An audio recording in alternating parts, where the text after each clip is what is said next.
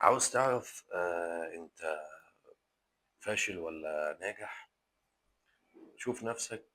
هل انت بطلت تحاول ولا لسه مكمل انك تحاول برغم من ان انت اللي انت جربت فيه قبل كده ما نجحش معاك؟ لاني الفاشل مش اللي ما نجحش، الفاشل اللي بطل انه يحاول. ده تعريف الفاشل، ان هو بيجرب مرة اتنين تلاتة وبيبص لنفسه امبارح كان بيعمل ايه، كان في حاجة غلط المفروض ان انا النهارده اعدلها، طب المشروع ده دخلت فيه وفشلت، بيشوف حاجة تانية غيرها. ده اللي هو بيحاول، ده ما نجحش في الموضوع، ما توفقش فيه، ولكن ما استسلمش.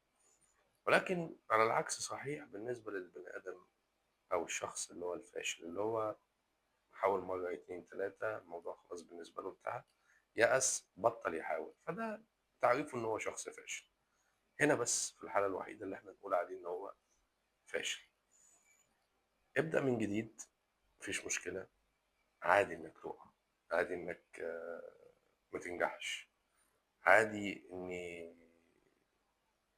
انك انت مش كامل للوقت عشان خاطر تبدأ. كل الحاجات دي عادية. ابدأ من جديد واشتغل على نفسك وطور وشوف انت كنت بتغلط في ايه وما ترجعش تعمله تاني. شوف ايه الغلط اللي حصل منك قبل كده واشتغل على نفسك فيه.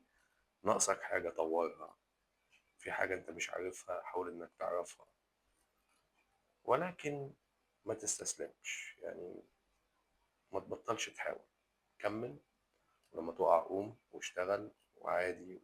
كل الناس اصلا كده يعني، مفيش حد. وبس يعني.